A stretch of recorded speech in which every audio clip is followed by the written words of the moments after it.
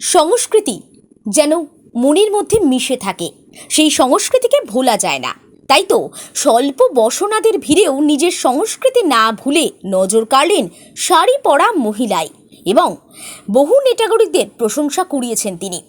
সম্প্রতি ভাইরাল হয়েছে ভিডিও, যেখানে সমুদ্র সৈকতে যখন পর্যটকদের ভিড়, তখন স্নান করার পোশাকে পর্যটকরা এখানে ওখানে ঘুরে বেড়াচ্ছেন, মুহূর্তকে উপভোগ করছেন। খোলামেলা পোশাক সকলেরই, কিন্তু হঠাৎ করে ক্যামেরা ঘুরে গেল একজনের দিকে। তিনি যে লাল শাড়ি পরে হেঁটে চলেছেন।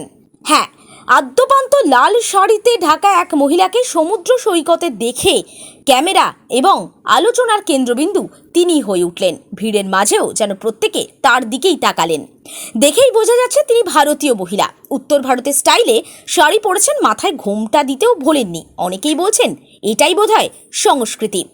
বিদেশে স্বল্প বসনাদের ভিড়ে নিজের সংস্কৃতিকে ধরে রাখার জন্য যে মহিলা প্রশংসিত হয়েছেন, তার কথা ঋষিকা গুর্জর নামের এক টুইটার গ্রাহকের অ্যাকাউন্টে ভিডিও শেয়ার করেই বলা হয়েছে, যা ইতিমধ্যেই ভাইরাল হয়েছে এবং প্রত্যেকেই বলছেন সত্যি সত্যি সংস্কৃতি এভাবেই থেকে যায় মনের অন্দরে, যাকে অন্য কিছুর সঙ্গে তুলনা করা বা কম্প্রোমাইজ করা সম্ভব হয় না।